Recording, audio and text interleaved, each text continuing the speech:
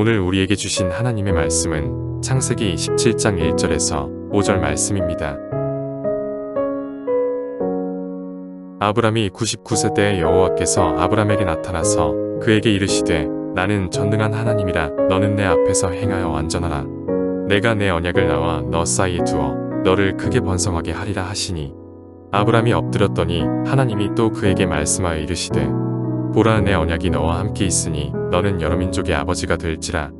이제 후로는 내 이름을 아브람이라 하지 아니하고 아브라함이라 하리니 이는 내가 너를 여러 민족의 아버지가 되게 함이니라.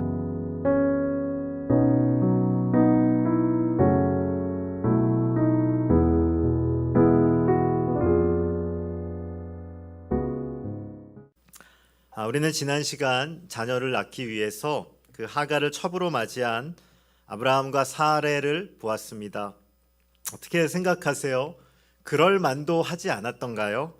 하나님께서는 아브라함의 씨로 자녀를 주신다고 했는데 아내에게는 자녀가 안 생기니까 당시에 흔하게 쓰는 방법인 다른 여인을 데려와서 자녀를 낳기로 결심합니다. 그리고 기다렸다는 듯이 아이가 생겨요. 너무너무 순조롭게 출산을 하게 됩니다. 그러면 이런 생각을 들지 않겠어요? 이 방법이었구나. 하나님께서 이 방법 원하셨구나.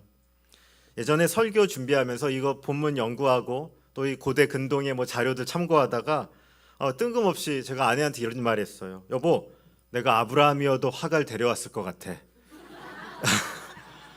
열심히 성경 책을 보다가 일단은 얘기는 던졌는데 해놓고 내가 도대체 무슨 말을 한 건가 갑자기 굉장히 당황하기 시작했습니다. 그래서 아니 그게 아니고 잠깐 흥분하지 말고 잘 들어봐. 제가 이제 해명하기 시작했습니다. 여보, 그 당시에는 이게 되게 자연스러운 일이었대. 그리고 그 고대 법에는 아내가 2년간 아이를 못 낳으면 아내가 그 여자를 준비해서 남편에게 이렇게 했어야 됐대.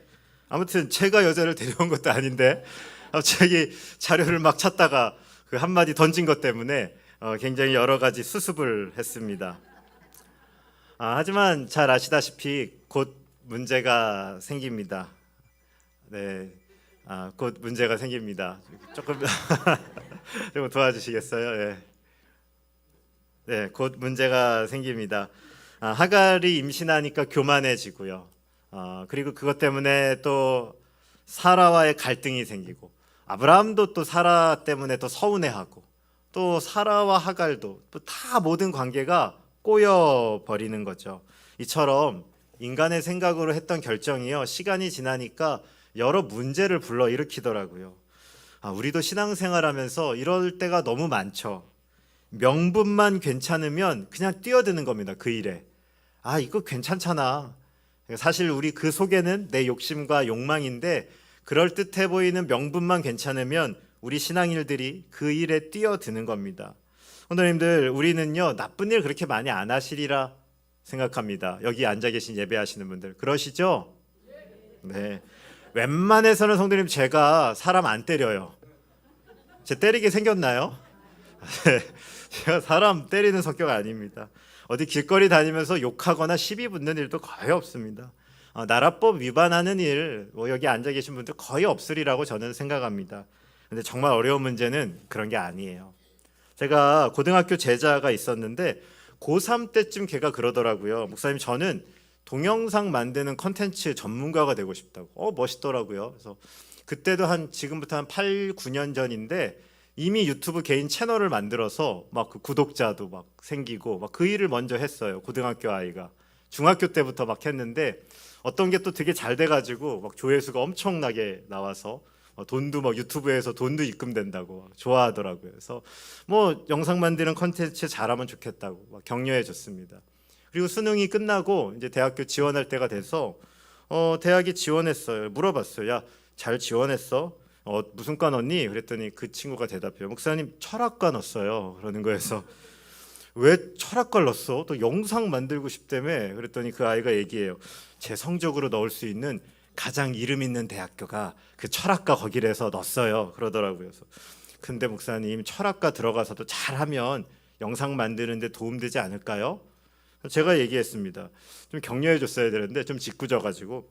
근데 그런 원리로 가면 신학과 가도 되고 법학과 가도 되고 어느 과를 가도 영상 만드는데 도움은 되지 않을까? 뭐 이렇게 얘기했습니다.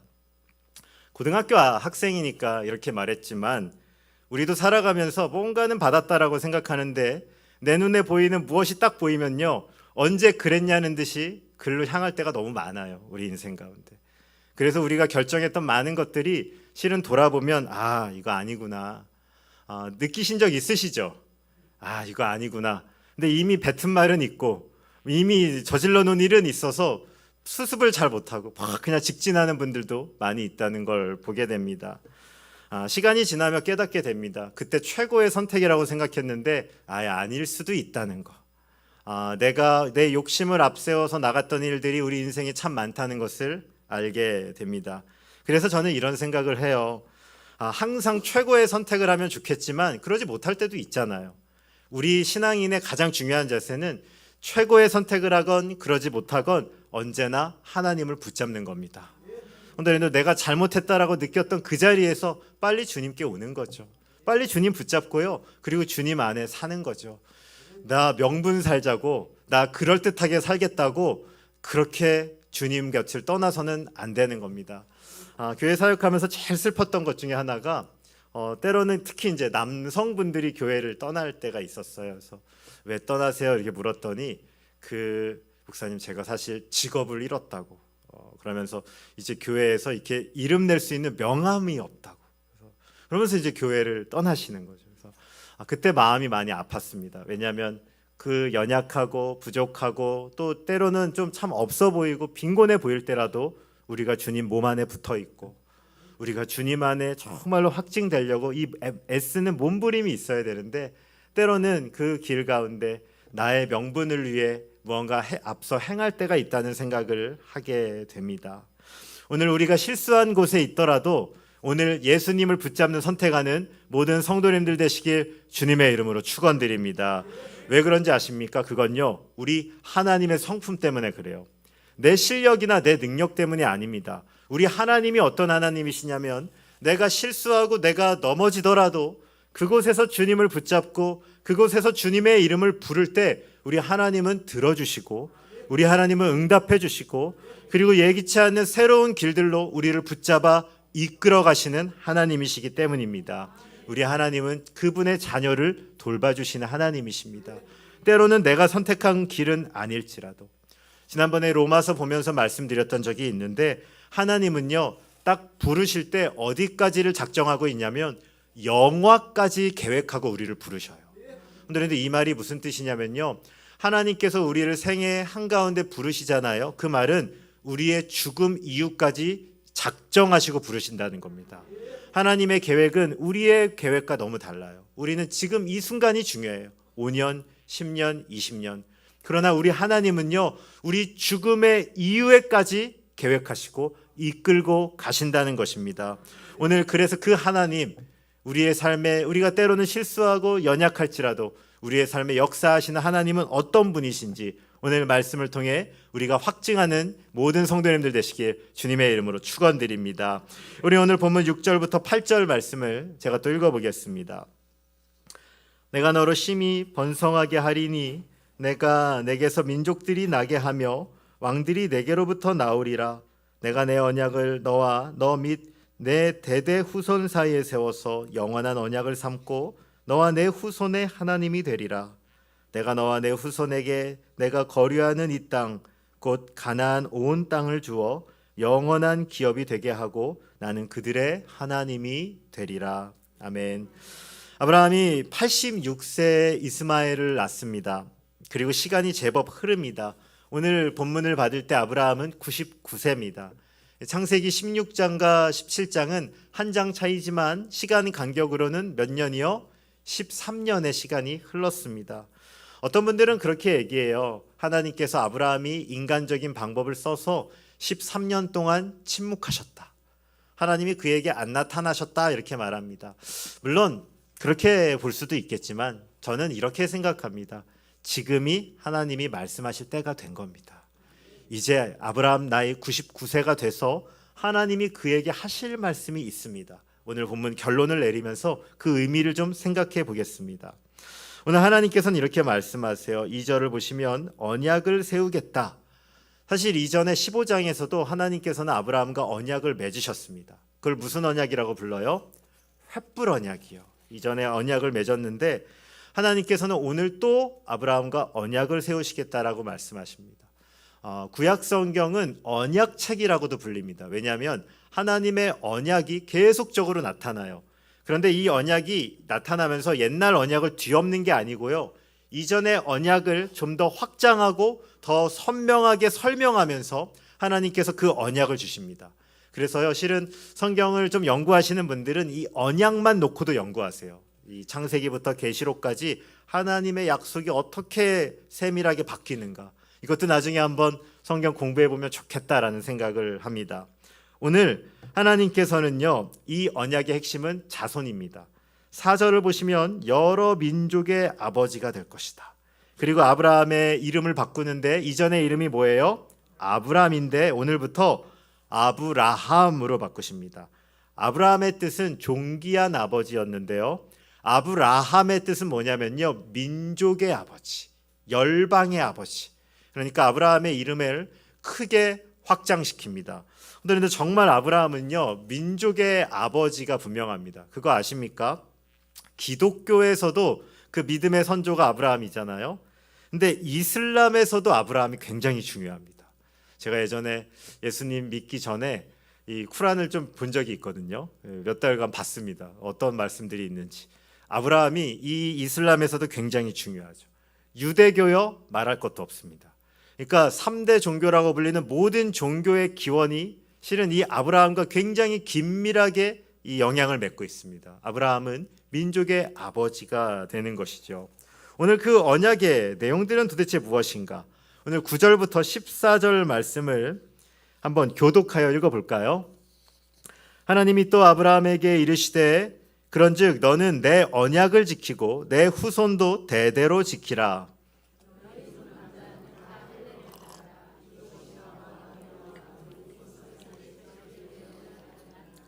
너희는 포피를 베어라. 이것이 나와 너희 사이의 언약의 표징이니라.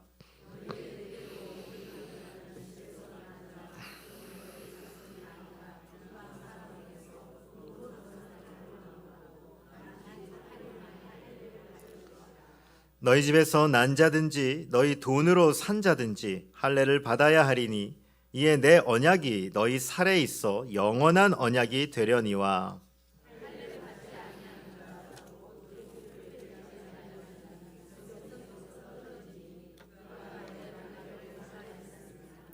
아멘. 우리는 중요한 것을 기념할 때 항상 식을 합니다. 사랑해서 그냥 살 수도 있겠지만 사랑하는 사람끼리 무슨 식을 올려요? 결혼식 올립니다. 장로나 안수 직분을 받을 때도 임직식을 해서 공포합니다.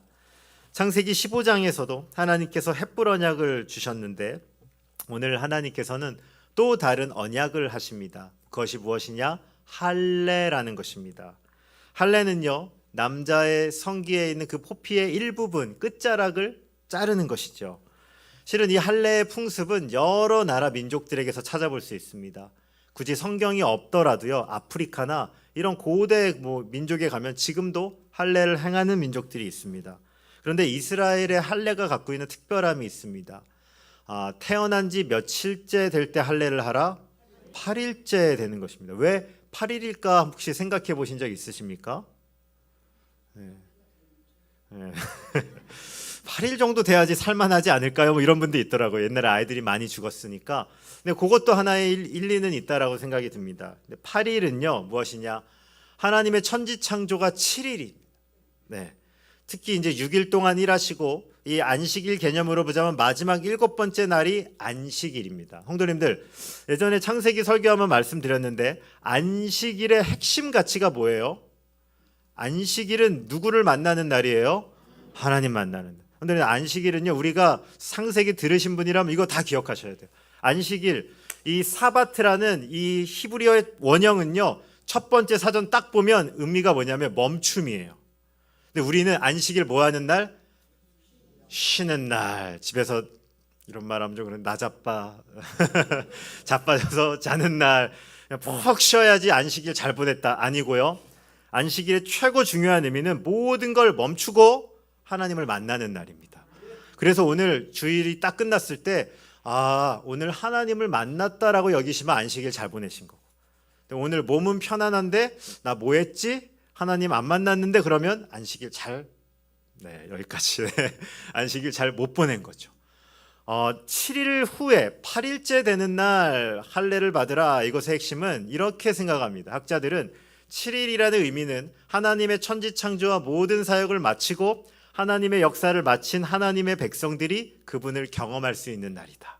그리고 8일째 되는 날 이제 할례를 준다는 거죠. 그래서요, 이 할례를 받는다, 이것은 어떤 의미를 갖고 있을까? 실은 할례는 너무너무 많은 의미가 있습니다. 근데 오늘 크게 두 가지만 기억하면 좋겠는데, 하나는요 이것입니다. 한번 1번을 띄워볼까요? 네, 한번 따라해 보겠습니다. 할례의 의미 1. 언약을 몸에 새기라. 그런데 이전에 횃불 언약 혹시 기억나십니까? 사진을 한번 다시 가져왔는데, 횃불 언약을 맺을 때 어떻게 했어요? 동물을 딱 가져와서 어떻게 쪼개요? 반으로 쪼갠 다음에 양 옆으로 딱 놓습니다. 그리고 그 동물을 쪼갠 사이를 누가 지나가요? 계약을 맺을, 원래 당시에 이 계약은요, 동물을 둘로 쪼개고 계약을 맺을 갑과 을이 그 사이를 둘이 지나가요. 이것의 의미는 뭐냐면, 계약을 어기면 너 어떻게 돼? 너 죽여. 옆에 동물들 이미 잘려져 있습니다. 얼마나 무서워요. 이 계약이 얼마나 엄중한 것인지를 알려주는 게 이 고대 사회의 계약이었습니다. 그런데 이 하나님의 계약은 되게 독특해요. 동물을 두로 쪼개 넣었는데 하나님이 다 시키시는 걸 아브라함이 했잖아요. 근데 하나님이 빨리 오세요, 안 오세요? 안 오십니다. 그래서 아브라함이 막 솔개를 쫓아요. 이 말은 뭐 독수리 같은 게 와가지고 막 시체를 뜯어 먹는 겁니다. 사체를. 그러니까 하나님이 늦게 오시는 거죠. 그런데 특별한 게 있었는데, 그 가운데 사이를 뭐가 지나가요? 불이 딱 지나갑니다. 이 불은 성경에서 하나님의 임재를 상징해요. 그러니까 이 횃불 언약의 핵심은요, 하나님의 언약의 주도권을 갖고 있고, 이 언약은 누가 지킨다? 하나님이 지킨다. 내가 반드시 이 언약을 주도하고 이끌어가고 책임진다. 하나님이 이걸 보여준 게 이 횃불 언약이었습니다. 근데 아브라함이요, 사진은 여기까지 보고요. 이 횃불 언약에 한 가지 중요한 메시지가 있는데, 아브라함이 하나님이 오실 때까지 뭐 해야 됐어요? 기다렸잖아요. 이 주도권은요, 하나님이 갖고 있어요. 근데 오늘도 우리 신앙생활하면 가장 어려운 것 중에 하나가 뭐냐면, 저는 인내라고 생각합니다. 근데 인내 너무 어렵죠. 아브라함이 이 13년 하나님이 자녀를 주겠다는 약속을 사실 믿지 못하고 인간의 방법으로 아이를 낳지 않습니까?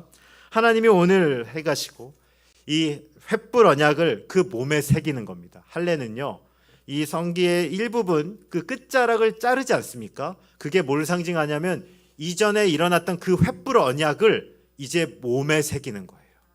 상상이 좀 되십니까? 이전에 동물을 둘로 쪼갰던 그 횃불 언약을 이제는 나의 몸에 새겨 넣는 겁니다. 그러니까 할례가 갖고 있는 첫 번째 의미는 하나님의 언약을 어디 새긴다? 몸에 새긴다는 겁니다. 그래서요, 두 번째 의미는 이 몸에 새기는 것과 연관이 되어 있습니다.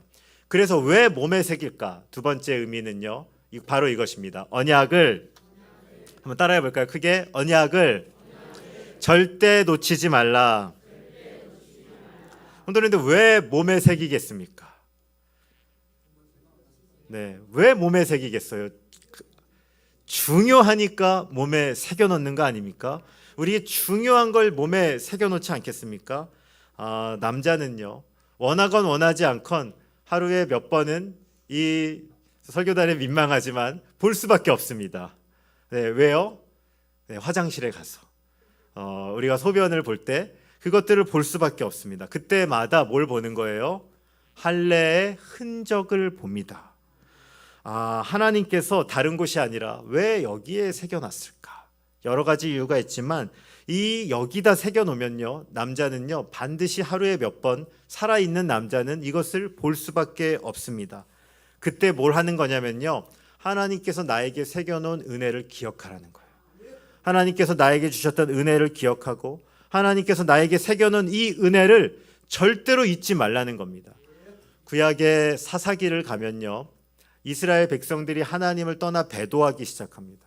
하나님을 떠나기 시작합니다. 그때 뭐라고 나오냐면요, 여호와를 모르는 세대가 등장합니다. 하나님이 어떤 일을 하셨는지를 몰라요. 왜 몰라요? 하나님이 나에게 새겨놓은 그 언약을, 하나님이 나에게 새겨놓은 그 은혜를 백성들이 잊어버리니까 그걸 놓쳐버리는 겁니다. 그래서 오늘 하나님께서는 그 할례를 통해 하나님의 은혜를 몸에 새기고 그리고 그 언약을 절대로 놓치지 않는 삶을 우리가 살기를 원하시는 거죠. 오늘도 예배에 나오시며 하나님 나에게 주신 은혜를 기억하셨습니까? 비록 우리 삶 가운데 어려움이 있고 아픔도 있지만 그러나 주님이 나를 붙잡아 주셨기에 여기에 앉아 있다는 그 성도로서의 그 흔적을 확신할 수 있는 모든 성도님들 되시길 주님의 이름으로 축원드립니다. 그런데 이스라엘 백성이요, 이 할례를 새겨놨는 것, 하나님의 은혜를 기억하면서 이 할례를 새겨놨는데, 그런데 시간이 지나면서 그들이 바뀌기 시작합니다. 하나님이 나에게 주신 은혜를 기억하며 할례를 바라봐야 되는데 거꾸로 되는 거예요. 어떻게 변하면요, 할례 받으면 뭐 받았다? 구원받았다. 할례 안 받으면 어떻게 된다? 하나님 백성 아니다. 네, 성도님들 그 예배 하실 때 좀 부탁드립니다. 우리 예배 질서를 위해서 제가 이렇게 되면 설교를 하다가 가끔씩 좀 잊어버려요. 그래서 성도님 정말 부탁드립니다. 휴대폰이나 또 예배 시간에 우리가 조금 더 집중해 드릴 수 있도록 가급적 이동하고 이런 것들은 좀 질서를 우리가 좀 잘 해주셨으면 좋겠습니다. 내가 예배를 잘 드리는 것부터 우리 하나님께 가장 영광이 되는 줄로 믿습니다. 오늘 은혜가 사라지니까 행위만 남게 되니까 사람들이 이 할례를 통해서 자꾸만 내 구원을 받았다는 것을 증거하려 그러는 거예요. 은혜 받은 증거로 이 할례를 자랑하는 겁니다. 그러니까 할례가 신앙의 독이 돼요. 할례 받은 게 은혜 받은 증거여야 되는데 할례가 신앙의 독이 돼 버립니다. 그래서 이 성경이 쓰여지면서 이제 구약의 후반기로 가면서 바뀌기 시작하는데 할례를 어디 받으라고 하는지 아십니까? 어디에 할례를 받으라? 마음의 할례를 받으라고 합니다. 이제 할례를 몸에 새기는 게 아니라 마음에 새기는 할례가 중요하다 이렇게 봤습니다. 그럼 오늘 여기 예배하는 우리는 마음의 할례를 언제 받느냐? 우리가 예수님을 믿게 될 때. 오늘도 우리가 예수님의 십자가를 믿고 그분을 나의 주인으로 고백할 때 우리의 마음의 할례가 받아지는 줄로 믿으시기 바랍니다. 그때 성령께서 내 안에 들어오시고 내 안에 하나님의 자녀로 인침받게 됩니다. 놀라운 일이 일어난 거죠. 사실 너무너무 놀라운 일이 일어났는데 우리는 그것을 놓치고 살 때가 많다는 것입니다. 오늘 우리가 많은 것을 합니다. 예배하고 때로는 헌금하고 봉사하고 수고하고 교회에 많은 것들을 합니다. 이 모든 것을 행함의 중심에 마음의 할례로부터 나오는 감격이, 하나님이 나를 구원하셨다는 그 사랑이 오늘 우리를 움직일 수 있는 모든 성도님들 되시길 주님의 이름으로 축원드립니다. 오늘 하나님께서는요, 아내의 이름도 바꿔주십니다. 본문 15절부터 17절 말씀을 제가 한번 읽어보겠습니다. 하나님이 또 아브라함에게 이르시되 내 아내 사레는 이름을 사레라 하지 말고 사라라 하라. 내가 그에게 복을 주어 그가 내게 아들을 낳아주게 하며 내가 그에게 복을 주어 그를 여러 민족의 어머니가 되게 하리니 민족의 여러 왕이 그에게서 나니라. 아브라함이 엎드려 웃으며 마음속으로 이르되 100세 된 사람이 어찌 자식을 낳을까? 사라는 90세니 어찌 출산하리요? 하고, 하나님께서 오늘 아브라함의 이름만 바꾸신 게 아니라 아내의 이름도 바꿔주십니다.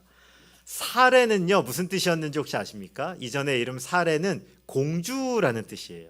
여왕이라는 뜻이었는데 이제 사라라고 바꾸십니다. 사라는 무슨 뜻이냐면 민족의 어머니, 열방의 어머니라고 그 이름을요, 이제 개인이 아니라 나라의 개념으로 확장시켜 주십니다.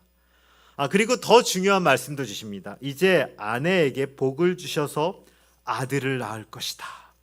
지금 이 하나님의 언약을 받을 때 사라의 나이가 몇 세예요? 89세, 90세입니다. 그리고 아브라함은 99세였어요. 그냥 쉽게 말하면 오늘 하나님께서 자녀를 낳는다고 하는데 남자는 100살, 여자는 90살. 오늘날 우리 가운데 이 말씀이 이거 흉측해요, 목사님. 막 이렇게 말씀하실 것 같아요. 그래 아브라함이 뭐라 그래요? 아니 하나님 그거 아니고요. 그냥 지금 이스마엘이나 제가 잘 키웠으면 좋겠다고 하나님께 그렇게 얘기합니다. 그런데 하나님 말씀하세요. 너 아니다. 내가 너에게 반드시 자녀를 줄 것이다. 심지어는 자녀 이름까지 지어주십니다. 이름이 뭐예요? 이삭. 이삭의 뜻은 무엇이냐면 웃음이라는 뜻입니다. 너가 이 이삭을 통해 많은 기쁨을 누리게 할 것이다. 아브라함이 얼마나 이삭을 사랑합니까? 그래서 그 말씀을 그에게 주십니다. 오늘 말씀의 결론은 어떻게 되는가? 이제 마지막이니까 우리 교독해서 마지막으로 한번 읽어볼까요? 23절부터 27절 말씀입니다. 이에 아브라함이 하나님이 자기에게 말씀하신 대로 이 날에 그 아들 이스마엘과 집에서 태어난 모든 자와 돈으로 산 모든 자, 곧 아브라함의 집 사람 중 모든 남자를 데려다가 그 포피를 베었으니 그의 아들 이스마엘이 그의 포피를 벤 때는 13세였더라. 함께 읽겠습니다. 그 집의 모든 남자 곧 집에서 태어난 자와 돈으로 이방 사람에게서 사온 자가 다 그와 함께 할례를 받았더라. 아멘. 오늘 아브라함은 즉각 행동합니다. 그리고 13년 만에 하나님의 언약을 받습니다. 아브라함의 집에 있던 모든 남자가 할례를 받습니다. 할례를 받는다는 의미는 하나님의 말씀을 내가 믿습니다. 그리고 그 말씀을 내 몸에 새깁니다. 이런 의미가 담겨 있습니다. 이제 오늘 설교의 결론을 내겠습니다. 아브라함이 언약을 몸에 새길 때 그의 나이가 몇 살입니까? 99세였습니다. 선생님들, 인간적으로 본다면 아이 낳을 나이입니까? 못 낳을 나이입니까? 못 낳을 나이입니다. 오늘 그 때가 돼서 하나님은 이제 아브라함에게 나타나신 겁니다. 그럼 이런 질문을 합니다. 왜 하나님께서 좀 일찍 안 오셨을까? 아니 아브라함이 한 50살쯤 하나님 오셨으면 얼마나 좋았을까요? 아니 사라가 한 30살쯤 아이 낳았으면 얼마나 좋았을까요? 우리 교회에서 좀 조심스러운 말인데 저도 막내를 조금 늦게 낳았더니 키울 때 좀 힘들더라고요. 그래서 아이를 좀 일찍 낳을 걸. 키울 때 좀 더 건강했으면 좋았을 텐데 이런 생각도 해봤습니다. 왜 하나님께서 아브라함이 이렇게 늦은 나이에 아이를 주셨는가? 오늘 답은 이것입니다. 아브라함에게 믿음이 무엇인지를 알려주기 위해서 하나님은 아이를 일찍 주지 않고요, 굉장히 늦은 나이에 그에게 아이를 주신 것입니다. 그리고 아브라함을 통해서 오늘 이 성경을 보는 우리에게도 믿음이 무엇인지를 알려주기 위해 하나님은 이 믿음의 모델로 아브라함에게 아이를 99세에 얻게 하신 것입니다. 성도님들, 하나님께서는 이렇게 말씀하는 거죠. 아브라함아, 언약의 자손, 하나님 아이를 낳는 그 일은 네 힘으로 낳을 수 있는 게 아니다. 하나님 오늘 99세에 아이를 주면서 이걸 가르치시는 겁니다. 만약에 50세에 아브라함이 아이를 낳았다고 생각해 보십시오. 그럼 누가 낳은 것 같으세요? 만약 이렇게 묻겠습니다. 아브라함이 30세에 아이를 낳았으면 누가 아이를 낳았다고 생각하겠어요? 30세에 낳았으면 아브라함이 낳겠지. 근데 60세에 아이를 낳았다. 그럼 누가 낳은 것 같으세요? 아브라함이 열심히 하고 하나님이 좀 도와주셨나? 근데 99세 때 아이를 낳았다. 그럼 이건 누가 한 거예요? 하나님이 한 거죠. 하나님께서 아브라함이 99세까지 자녀를 주지 않은 중요한 이유가 있는데 그건 뭐냐면 믿음이 이런 겁니다. 믿음은요, 내가 열심히 하고 하나님이 좀 도와주시면 되는 그게 아니라는 겁니다. 믿음은 시작도 누가 하셔야 돼요? 하나님이 하셔야 되고 끝도 누가 하셔야 돼요? 하나님이 하셔야 되는 거죠. 아브라함아, 믿음의 일, 언약의 자손이 태어나는 그 중요한 일은 너의 실력으로 하는 게 아니라 내가 그 일을 주도해 이끌어 간다. 너는 그걸 그저 믿을 뿐이다. 오늘 하나님께서는 이 믿음의 원형을 그에게 보여주시는 겁니다. 오늘 믿음이 무엇이냐? 성도님들, 우리가 이렇게 살 때가 있습니다. 하나님 제가 열심히 할 테니까 저를 뒤에서 조금 밀어주세요. 그리고 대부분은 내가 욕심내는 일을 합니다. 하나님 저 이거 열심히 할 테니까 좀 도와주시면 열매 낼게요. 그럼 우리는 오해합니다. 이거 누가 했지? 내가 주도했고 하나님이 조금 밀어주셨나? 그런데 그게 아니라는 겁니다. 믿음과 관련된 일, 생명과 관련된 일은요, 하나님이 하시지 않고는 도저히 일어날 수가 없다는 겁니다. 우리는 이것을 인정하고 철저히 주님을 붙잡아야 되는 거죠. 아브라함만 그렇습니까? 아닙니다. 오늘 여기 예배하시는 성도님들, 우리는 무엇을 믿습니까? 하나님의 아들이신 예수님께서 성육신하신 것을 믿습니다. 이거 진짜 믿으십니까?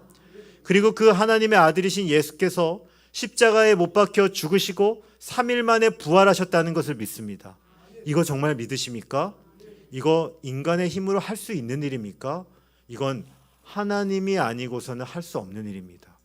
불가능한 일을 하나님께서 우리에게 보여주신 거죠.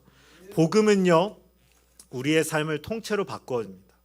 이전에 우리가 복음을 모를 때는 하나님 내가 열심히 할 테니까 하나님 나를 밀어주세요 였어요.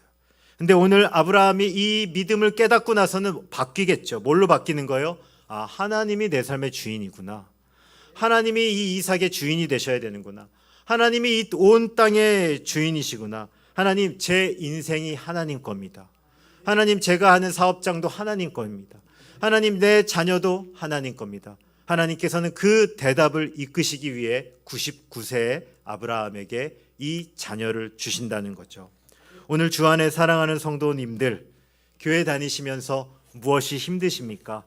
잘 바뀌지 않는 상황, 또 때로는 변화되지 않는 내 모습, 교회 다니면서 잘 보이지 않는 우리의 미래, 이 모든 것 가운데 하나님이 일하실까라는 두려움들이 우리 안에 찾아올 때 있습니다. 오늘 99세의 아브라함이 그 할례를 받으며 그가 배웠던 믿음이 이것이었습니다. 하나님께서 택한 자녀를 반드시 이끄신다는 것.